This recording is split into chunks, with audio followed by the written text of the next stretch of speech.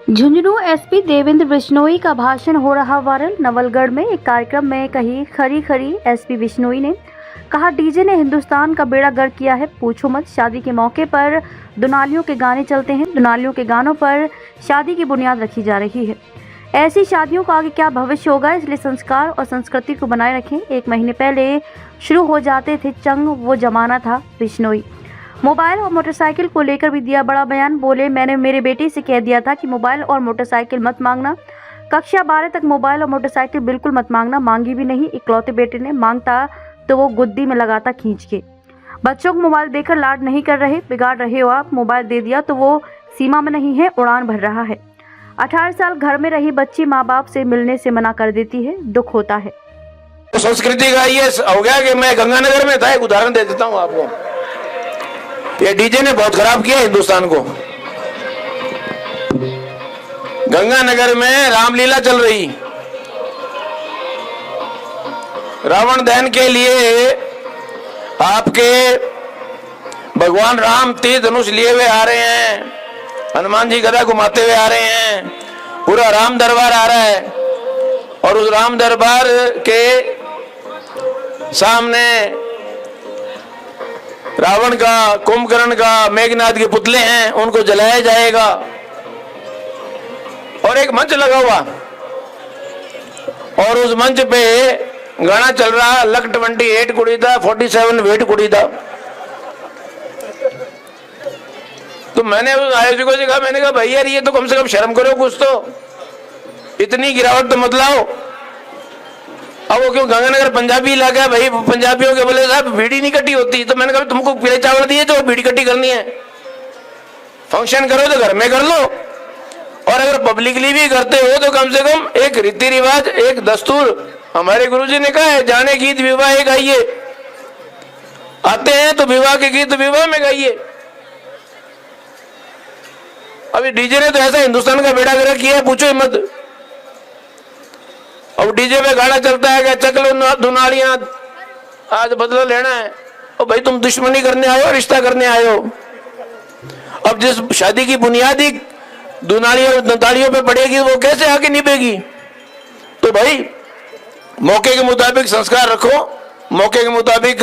ये जो पुराने त्योहार चल रहे हैं, ये आज आपके मेले चल रहे हैं, ये इनका यही योगदान है कि आपकी संस्कृति को इन्होंने पुनर्जीवित रखा हुआ है। इस मुरारका फाउंडेशन का भी मैं धन्यवाद दूंगा कि इन्होंने जो है बेटर पुलिसिंग के लिए बहुत हमेशा तत्पर रहे हैं, हमेशा जो है सहयोग करते रहे हैं। मैं अपने बारे में ज्यादा नहीं कहूंगा, लेकिन इतना ही कहूंगा कि ग्रामीण परिवेश से हूं, और पिताजी मेरे जो है हरियाणा, आपके पहले आर्मी में, बाद में बीएसएफ में कमांडेंट की पोस्ट से रिटायर हुए। और मैं भी जो है सीमा सुरक्षा बल में, जो अभी ऊंट देखे और ये बंदे को, जवान को देखा तो पुराने दिन याद आ गए। 89 बैच का असिस्टेंट कमांडेंट बीएसएफ में रहा हूँ, 4 साल देश सेवा करके बाद में ये यहाँ सेवा करने आपके बीच में पधारा। अब वो चंग वाली बात आ गई, तो अब तो चंग तो बज ही नहीं रहे, अब तो बजता ही नहीं है। मेरे पिताजी की बीकानेर पोस्टिंग थी, हमारे बटालियन थी, उसमें सारे राजस्थानी हुआ करते थे।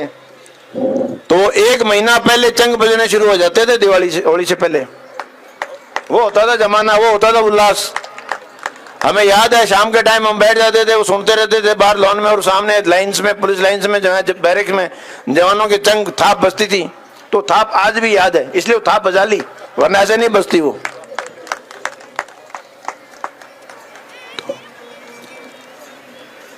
आप सब यहाँ पधारे, मैं ज्यादा समय नहीं लूंगा। हमारा एक सड़क सुरक्षा सप्ताह चल रहा है, सप्ताह क्या महीना चल रहा है, इस बार उसको लंबा कर दिया। पुलिस अधिकारी होने के नाते, एक सामाजिक प्राणी होने के नाते, एक मौजूद व्यक्ति होने के नाते मुझे बड़ा दुख होता है कि हम हमारे बनाए हुए कानून की अवहेलना करने में शान समझते हैं। ये आप लोगों ने ही बनवाए हैं कानून, आपके जो एमपीज बैठे हैं पार्लियामेंट में, वो आपके बिहाफ पे काम करते हैं। और कोई फर्क नहीं पड़ता कि मैं धारा 304 लगाऊं, 304A लगाऊं, 302 लगाऊं, लेकिन एक्सीडेंट में जिस घर का मौजीज व्यक्ति खत्म हो जाता है, वो पीड़ा केवल वो परिवार ही समझ सकता है। तो ये जो कानून बने हैं, इन कानून की पालना करने का दायित्व आपका है। मैं सड़क पे खड़ा होके क्यों मैं आपको रोकूं और क्यों टोकूं कि आप हेलमेट लगाइए?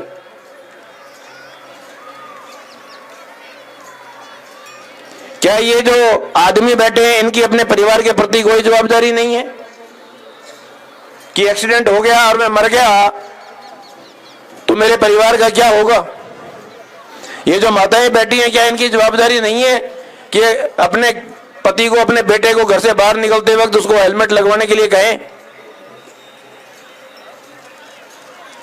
ये जो बच्चियां बैठी हैं, ये भाई बैठे हैं, क्या इनके अपने प्रति, परिवार के प्रति जवाबदारी नहीं है क्या? जागरूक बनिए, जवाबदार बनिए अपने आप को और सुरक्षित चलिए। एक ये बीमारी और आ गई है, पता नहीं किसकी दुनिया लूट रही है, लंका लूट रही है। टेलीफोन, मोबाइल गले में लगाए हुआ चल रहा है मोटरसाइकिल पे और चाह रहा है, उसको पता ही नहीं मैं कहां चल रहा हूं।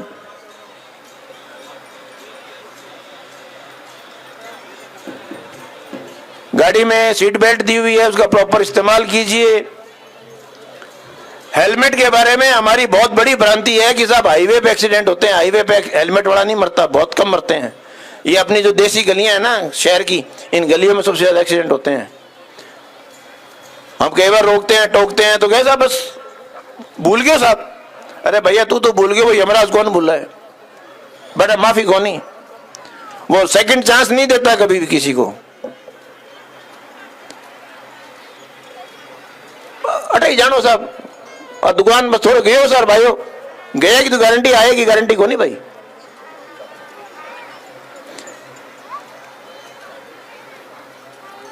और सबसे बड़ा एक कारण जो है वो ड्रंकन ड्राइविंग का भी है। शराब पी के आदमी खुद तो मरता ही है, सामने वाले को और मारता है। बस ऐसे आदमी को तो नरक में भी जगह नहीं मिलनी चाहिए कि वो खुद के परिवार को तो तबाह करता ही है, सामने वाले के परिवार को भी तबाह करके जाता है।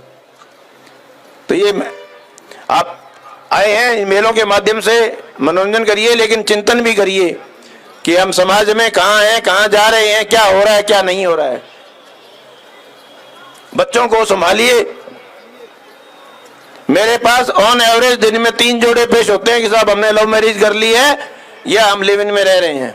ये समाज कहां जा रहा है, विचार करिए। इसके दोषी आप हैं। Parenting is a 20-year business.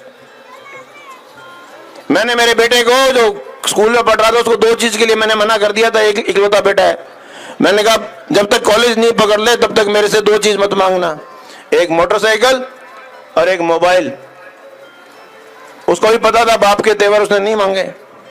मांगता तो देता भी नहीं, देता तो गुद्दी में 2 देता खींच के।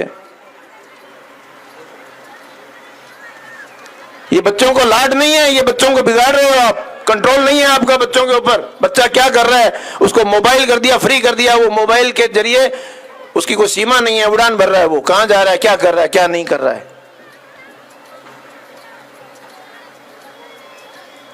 बहुत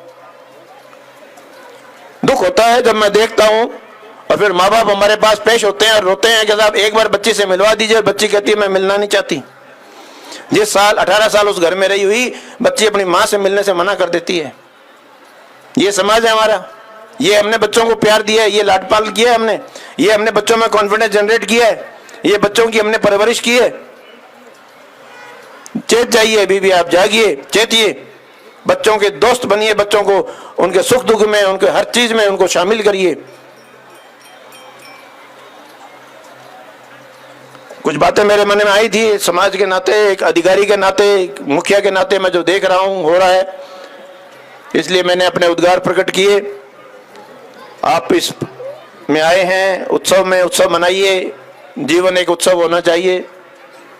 अपनी परंपराओं को जीवित रखिए। परंपराएं अच्छी हैं, लेकिन जो एक बात बताई वो परंपरा में अगर गलत है तो उसको हम प्रदर्शन नहीं कर सकते। आज मारवाड़ में मनवार है अफीम की, इसका मतलब नहीं हमें अफीम घोल के बैठ जाएं। समाज में मान्यता हो सकती है, लेकिन इलीगल है। अगर स्मोकिंग इलीगल है, हुक्का इलीगल है तो इलीगल है, उसको प्रदर्शित नहीं कर सकते हम किसी भी आड़ में गलत काम को पॉजिटिव पेश नहीं कर सकते और करना भी नहीं चाहिए। गलत गलत ही रहेगा।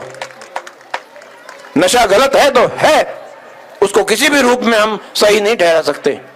वरना अगर भांग और गांजा अगर सेवन लायक होते तो हमारे भगवानों ने पुराणों में पहले लिख दिया होता कि बेटा खूब चिल्लम भर भर के पियो, मजे करो, ऐश करो। किसी भी धर्म में नहीं कहा, नशे को सब धर्मों ने बुरा बताया है। इसलिए अच्छे आचरण और अच्छे उदाहरण पेश करिए। समाज बहुत कुछ देखता है, इस मंच से बहुत कुछ सीखता है।